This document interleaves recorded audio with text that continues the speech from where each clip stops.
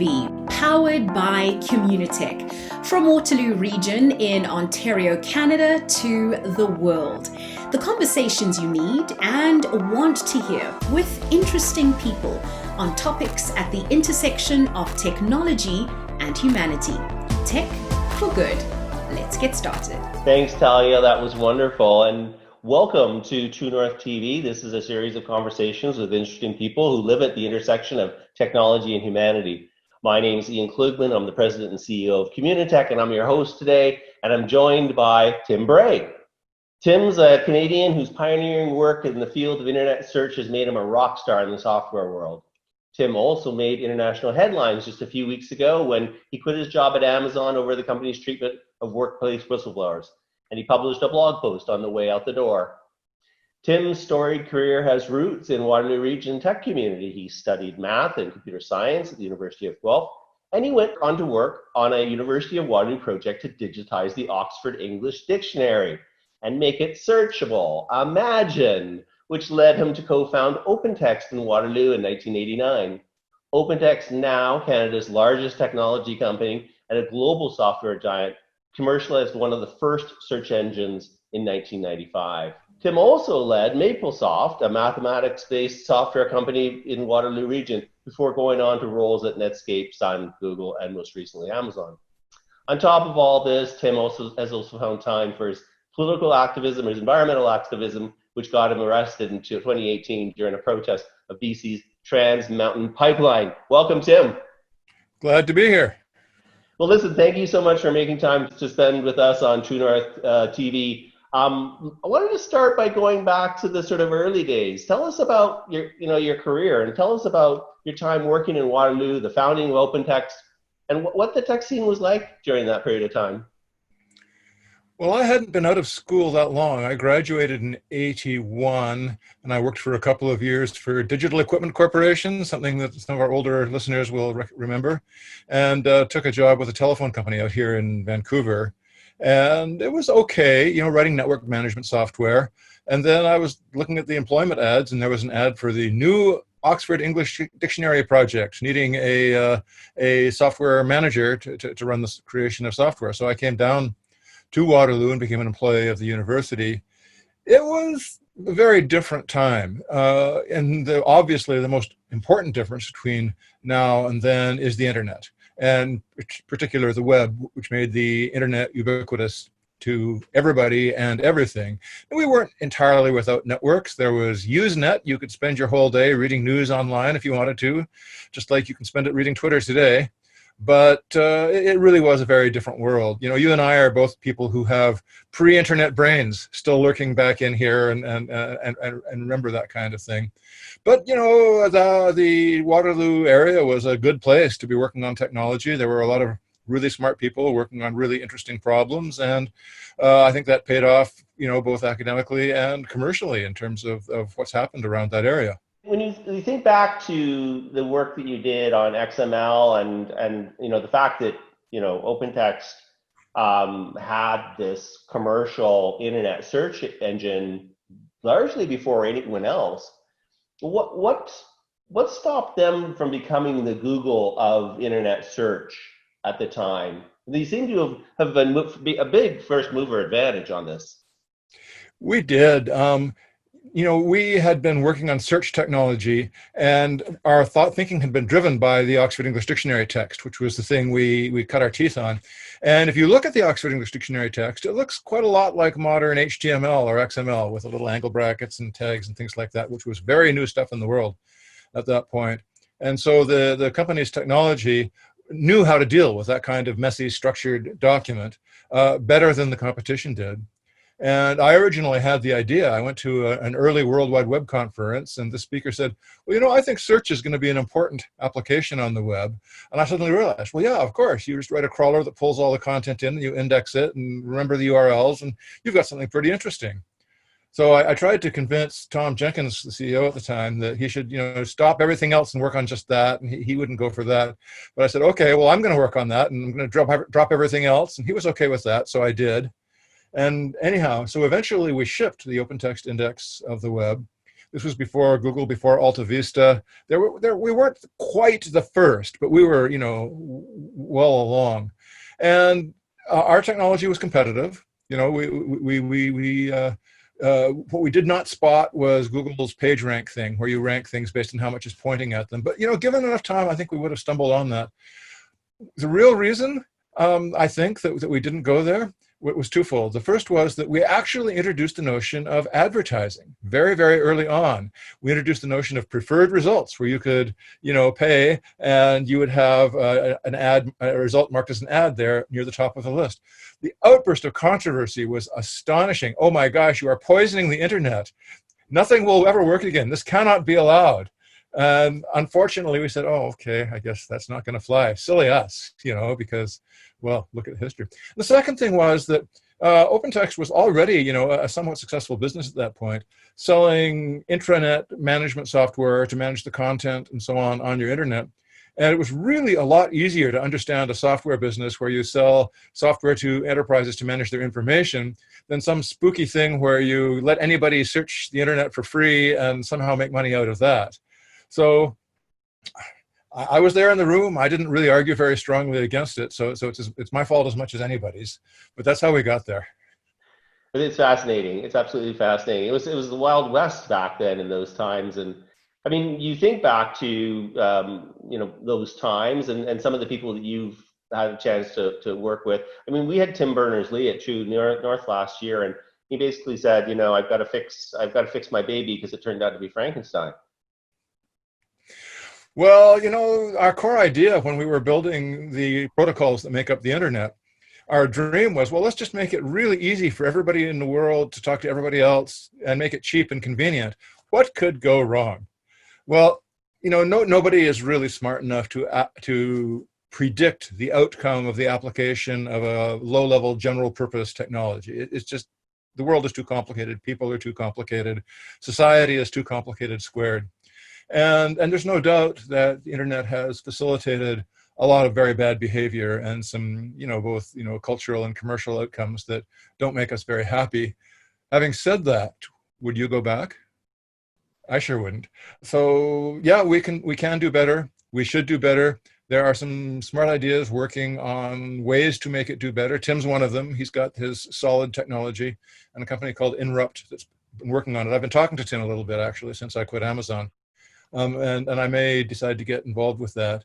But he's not the only one. But there are things that work on the internet very well to this day. I mean, could you go back to a world without having a GPS-driven map in every pocket? That's just a life changer. Wikipedia sort of, in my view, very nicely expresses the original dream of the internet. Let's make information free and easily accessible and high quality and responsive. And how can that be a bad thing? I'm a huge fan of Wikipedia. So, the news is not all bad. No, it's not all bad.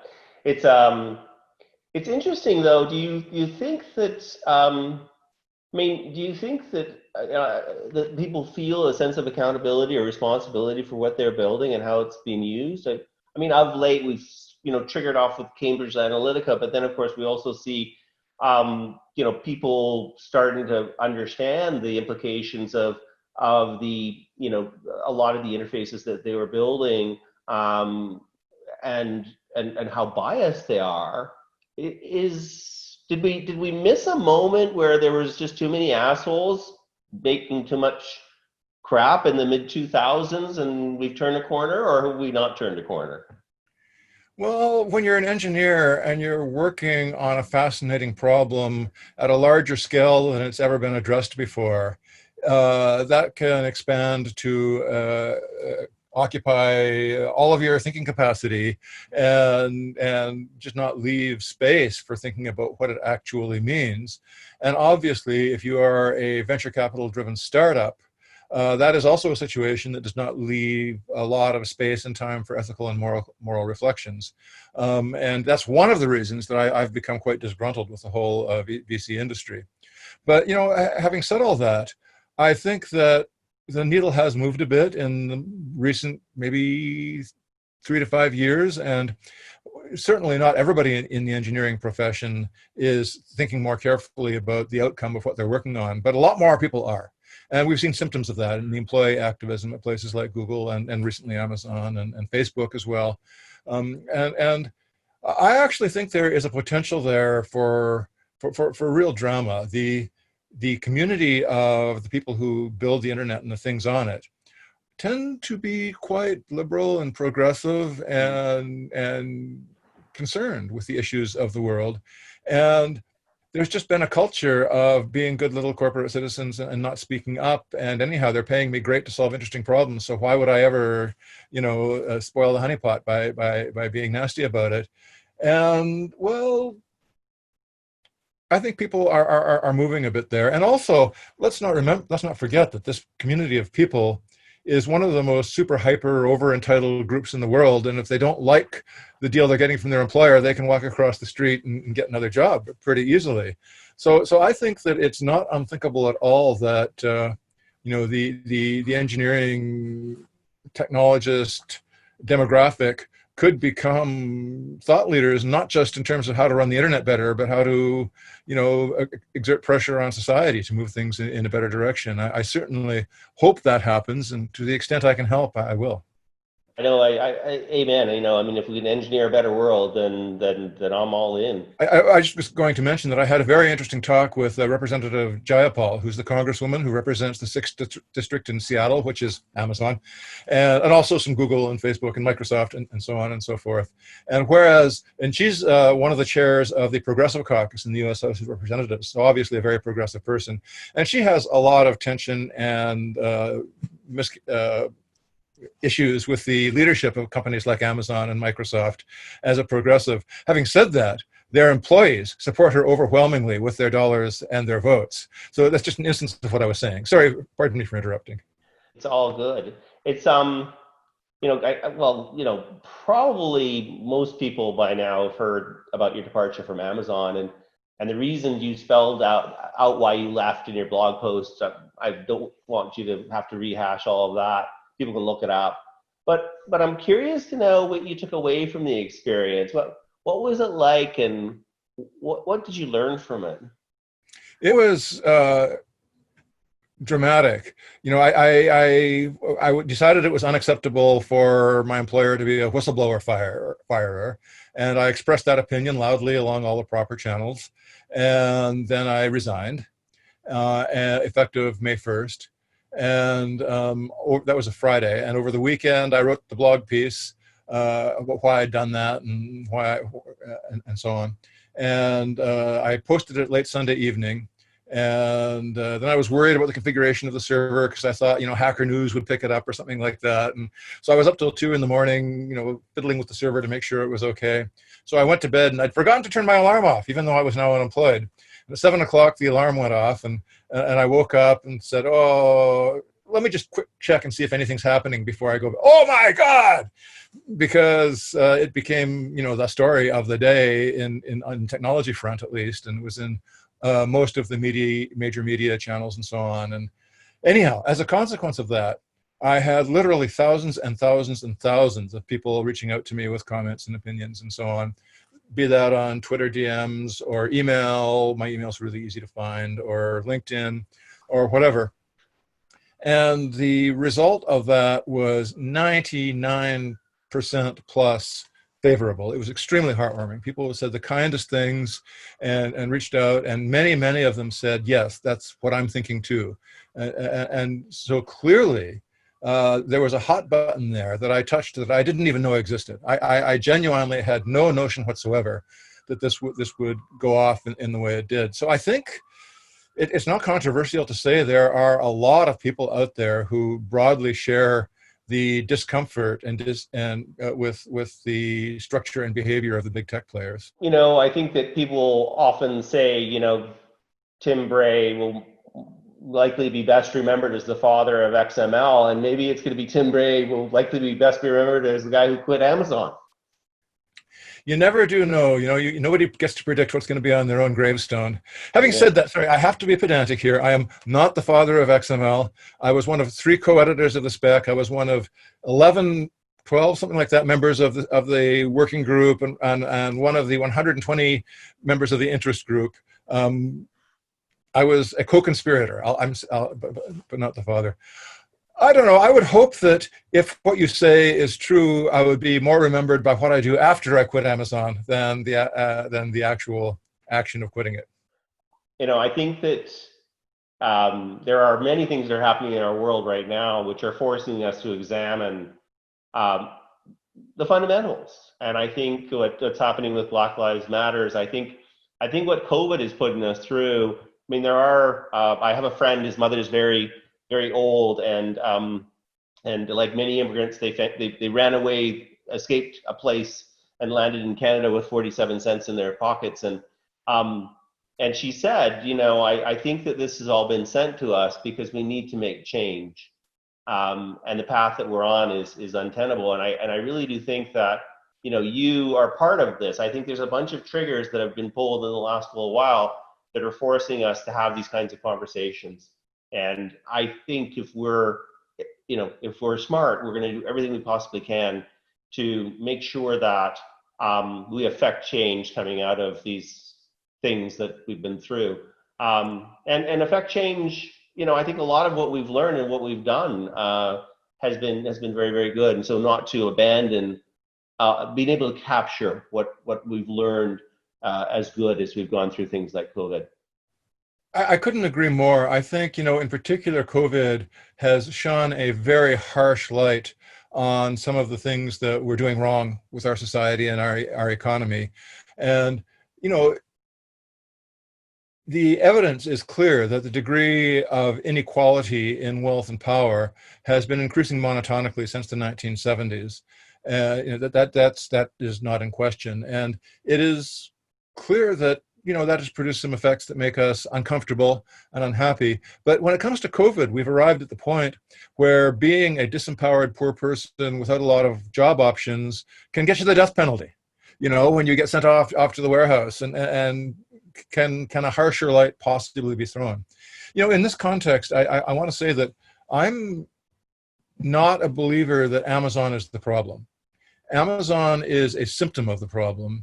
And the larger problem, I think, the central larger problem, is the egregious and unacceptable imbalance in wealth and power between the 99.9% and the 0.1%. And that allows things like, the inattention to agricultural practices that probably led to COVID arising, that has led to the situation in the warehouses where people are terrified and then they complain and then they get fired for it. This comes back to a single thing. And, this also creates an underclass, which, due to historical factors in the United States, people of color are highly overrepresented, and thus, as a partial consequence, are overly victimized by COVID compared to the others. So I think that the problem we have is that one. And I think the only way to approach it is good old-fashioned politics, because if there are things happening in the Amazon warehouses or in the COVID response that you don't like, we need to change the rules and the regulations by which society is managed so that those things are not okay anymore. You can't just talk to Amazon and say, Amazon, be nicer in the warehouses. Because even if they listen to you, which is unlikely, then somebody else would go in and figure out, yeah, I can have a 3% better profit margin by treating people worse. And they will. So if we don't want that to happen, you don't achieve that by shouting at Amazon. You achieve that by old-fashioned politics and getting a better regulatory and legislative framework in place. There's been a lot of criticism of late of big tech, and we're not immune to it in this country. Do you think they've learned and are capable of making some sort of change? Yeah, I am pessimistic about spontaneous, self-driven changes in direction by the big techs. Here's the thing: when you're in a leadership position at a place like Amazon, which I was until recently, it's enthralling. It's about the most fun you can have. The pay is great, the problems are interesting, the customers really need your help. The technology, if you're a technologist, is fascinating stuff being applied at the highest level. I got to work on systems that were processing many millions of transactions a second. If you're a software engineer, that's pure candy. And similarly, the people who are in the leadership making the decisions that drive the things, it's very hard for somebody who's in that position to really have a good appreciation for the way they look from outside. And I certainly haven't seen any evidence in recent weeks that the big tech companies are doing any better. This week Apple's in big trouble because of the egregious ham-handed tactics they'd use in the App Store, and they got David Heinemeier Hansson mad at them, which is a really stupid thing to do. And and the effect you see is that these companies do things that are, on balance, have to be called stupid. I mean, firing whistleblowers is just not a smart move. It's the Streisand effect. It's like putting up letters of fire 100 meters high saying, we don't want you to see this. Something bad is happening here. So I'm kind of dubious of the notion that these people will have their consciousness raised.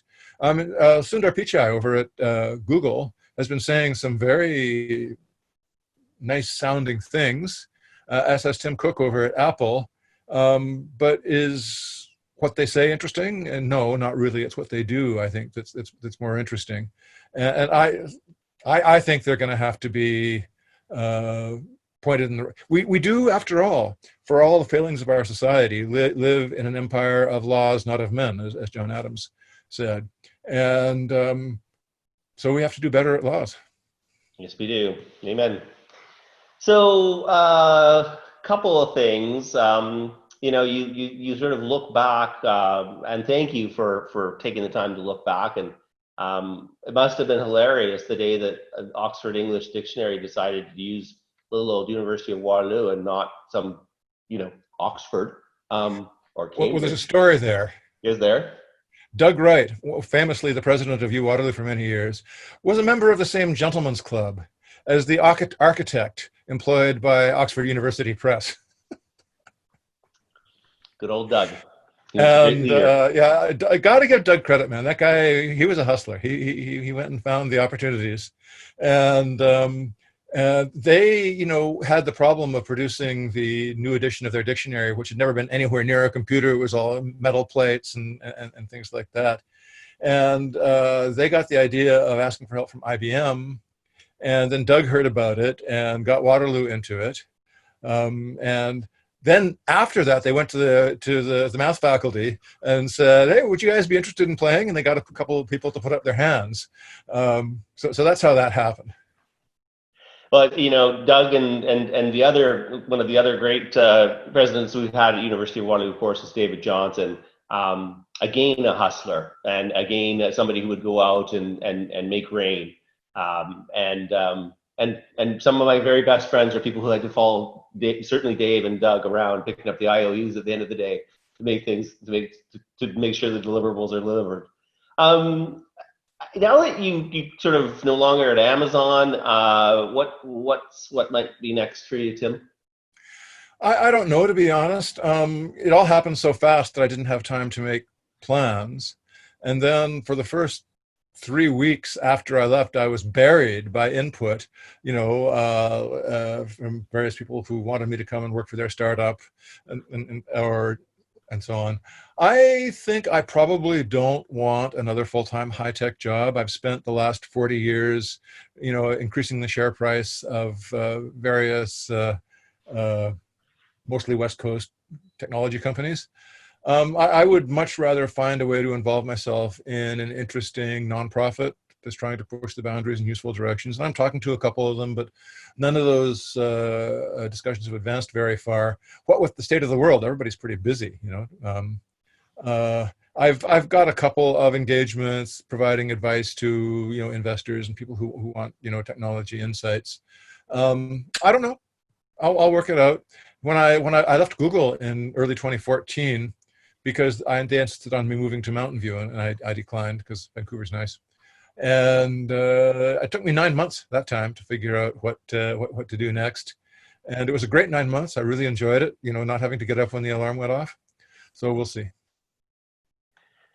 we started thinking about the notion of tech for good about 6, 7 years ago. The idea that it's not just can we build it, but should we build it, and should we not have a moral compass somewhere in there in the engineer's brain as these things are created. We launched True North conference, and then of course True North Festival was meant to be this June, actually right now. And interestingly enough, at the second one, somebody showed up and said, I'd like to do a challenge. I'd like to give you $1 million to do a challenge around something that's important in the world. And so we launched the True North Leaders Prize about 18 months ago, which focuses on using AI to solve fake news. And I think it's interesting how, I think that the place we're at right now in our evolution as we look at Communitech and the work that we do, so much of it is now being driven on how do we help surface the great problems or challenges that either healthcare or government or whatever the case may be, surface those and put those out to the great engineers and innovators, entrepreneurs in Waterloo Region and across Canada. I really think that this is something that's authentic for us. We're really good at solving problems. And I think for too long what's happened is we've been too focused on having the same people who surface the problem solve the problem, and they can't heal thyself. So this is kind of the direction we're going. I think the other thing that's really interesting about our perspective, both as Waterlooians but also as Canadians, is that when we think about the opportunity that we have right now in the world, our Prime Minister, of course, has said, the world needs more Canada, and that's not trite. It's something I believe in, the values I hold. But I also think that our brands are so respected that if we really can figure out how to build not only the things that we need, whether it's a safe and secure food supply chain or personal protective equipment or the ability to be able to manufacture vaccines, we could not only build what we need, but we could build what the world needs. And our brand is so trusted compared to other brands out there in the world that have let people down in spectacular fashion in the last little while. Where do you think Canada's opportunity lies right now, as someone who's really worked globally and been at the center of sort of probably what's the most foundational shift in our lifetime, which is the internet? Is there a big opportunity for Canada? Well, I can't help but notice that Canada is per capita, last time I checked, the highest per capita carbon loaded country on the planet. So our brand may be great, but our energy emissions our GHG emissions are not so great at all. And this is a problem we need to solve, not just for the world, obviously, but for Canadians. With all due respect to my relatives and friends who are in Alberta, they're in trouble. No matter how loud Jason Kenney shouts, the oil and gas business is never going to come back to be what it was. And it's got a death sentence, because if we dig up and burn all the fossil fuel we know exists, we won't be able to live on the planet anymore. So we need to start. We need to stop. And we need to start stopping, and the best place to start stopping is with the most dirty and polluted fuels, which is what they dig out of the tar sands. Well, coal is worse. Once you get past coal, the tar sands is about the worst. So, and Canada's currency value and many other things tend to be tied to the price of oil, which I suspect is going to be persistently really lousy. So I would think that in terms of having a beneficial effect on the planet as a whole, and the economy of Canada in particular, you really couldn't do better than to look aggressively at technologies for the carbon loading issue. Now, that falls into lots of baskets. There's reducing energy waste, there's reducing energy use, there is the potential of reclaiming carbon from the atmosphere, there is being aggressive about investing in renewable generation and energy storage, because it seems clear to me that some of the great fortunes of the second half of the 21st century are going to come out of that sector. The just the straightforward incremental science has been driving the cost of renewables down by a very significant percentage every year for 25 years, to the point where for many of the dirtier forms of energy, it is now cheaper to shut down existing plants and build new infrastructure for renewable energy. There's still some big holes in the energy storage picture. Why wouldn't we go after those? So, if I were going to pick one thing that's sticking out like a sore thumb and sitting there saying, okay, Canadians, this needs to be fixed, it sure doesn't feel subtle to me. So there's one option. Another option, let's talk about something completely, absolutely different. One of these days, augmented reality is going to become a really, really, really big deal. There's a million applications. You can sit around a dinner table and come up with 20 in less minutes than that. And it's not here today because the technology isn't good enough. And what we really want is to be able to hold my mobile device up, look through it, and see an augmented version of the world. Whether that's, walking out at night and there's fiery dragons climbing up the trees, or you walk into Superstore and say, where's the deodorant? And a sign appears in the air pointing down at, where the deodorant is. So that is going to be massive world changer. And we need to be working on, how to create the content and think about the content and aggregate and deliver the content right now, before the technology shows up. Because let me tell you, the reason people are investing in this is that they can do more and better advertising. And we're going to end up with a world where every time you pick up your phone, you see the world with advertising all over it. Well, we can do better. So let's start filling that in now. So there's a couple of free ideas worth what you paid for. Absolutely. Well, we started with advertising, we end with advertising, Tim. I just wanted to take the opportunity to say thank you very much for joining us here today, and hope we can keep in touch and have you back on the show at some point in time in the future. Well, it's been a delight. I look forward to it. Have a good day. And thank you all very much for joining us here today. This is Ian Klugman signing out. Thanks for watching this episode of True North TV. Subscribe to Communitech's YouTube channel to get notified of future episodes of True North TV.